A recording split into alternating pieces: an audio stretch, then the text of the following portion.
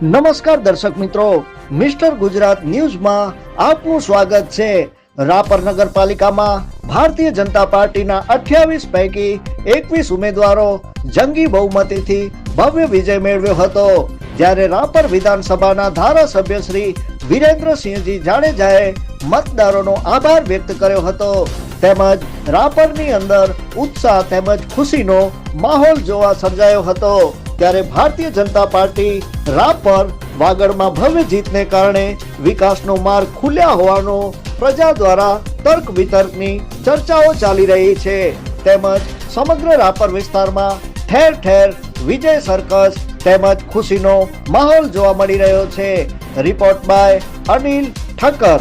જોતા રહો mister Gujarat news, સત્યતાની સાથે સ્પષ્ટ વાત। ખૂબ આનંદ છે। આજે રાપરમાં 28 માંથી 21 સીટોમાં ભારતીય જનતા પાર્ટીના તમામ ઉમેદવારો જ્વલંત વિજય થયો છે।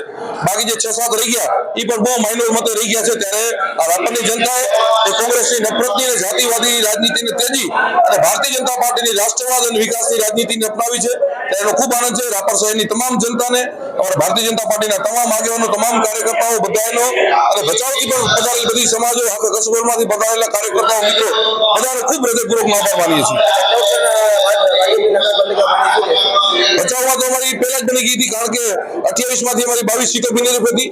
આજે જે 6 સીટની ચૂંટણી હતી, 6 માંથી 5 સીટો ઉપર કોંગ્રેસની ડિપોઝિટ ગઈ છે, 1 સીટમાં માંડ ડિપોઝિટ બચી છે, ત્યારે ભચાઉ શહેરની તમારી તમામ જનતા, કારણ કે હંમેશાથી અમારા સાથે અમારા અને કોંગ્રેસના ગઢના કાંગરા ખેરવ્યા હતા, અને આજે આ નગરપાલિકા જીતીને કોંગ્રેસનો આખો ગઢ ખેરવી નાખ્યો છે, ત્યારે હવે રાપરમાં ભારતીય જનતા પાર્ટી વધુથી વધુ મજબૂત થશે અને રાપરનો વિકાસ ક્યાંક ને ક્યાંક જે કોંગ્રેસના શાસનના લીધે રૂંધાઈ ગયો હતો એ વિકાસ જેટની ગતિએ સ્પીડ પકડશે।